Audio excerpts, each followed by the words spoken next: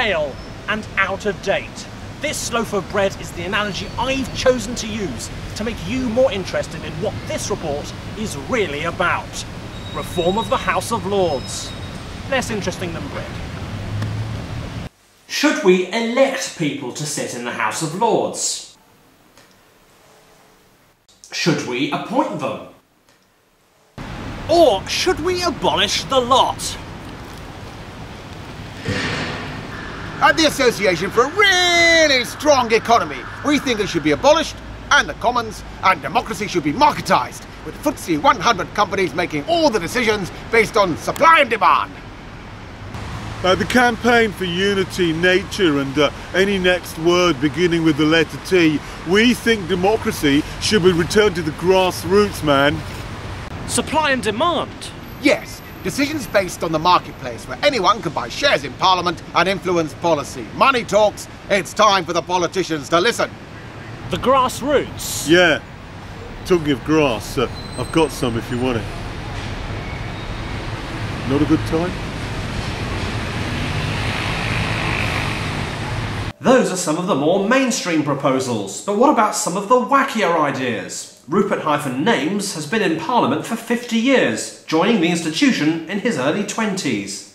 Rupert-Names, what makes your proposed reforms to the House of Lords likely to succeed where all others have failed? That's because it's blue sky thinking rather than a hodgepodge of what's gone before, John. I see, blue sky thinking. So an establishment figure who isn't a slave to tradition? No, I've never been a slave. Right. Well, my family once owned slaves. I see.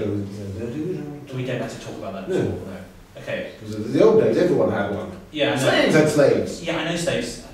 Let's leave the 1950s! Let's just leave the 50s where they belong. So what I want to know is it going to be an elected upper chamber? Elected, selected, potato, tomato, tomato. The important thing is it's not going to be an upper chamber, John. To be serious. It's going to be a common room. A common room? Yes. Okay.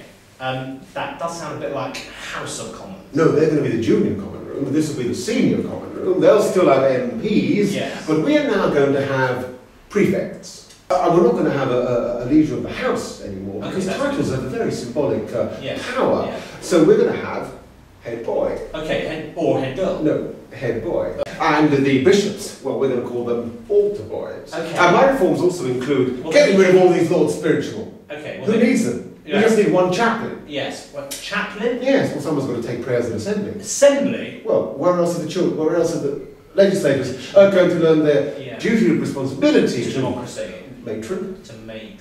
And democracy. Maybe matron. And whipping, fundamentally undemocratic. Everyone agrees.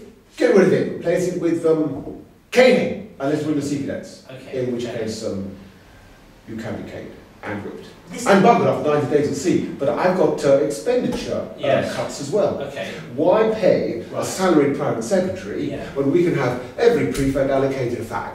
Okay. Gay? Well, some will be gay. Well, some won't be. It's usually a phase anyway. A phase, yeah. Yes. Okay. Thank you very much. This is a phase. Okay, Alan Sense, you've been listening to Rupert's proposals. What do you think their chances are of reaching the statute book? I mean, what we should do is to get rid of the old ideas of the past and start with something that's not a rehash of something old, something completely new. Go on. We get rid of the robes and ermine caps and go for something more utilitarian, like plain white smocks with hoods.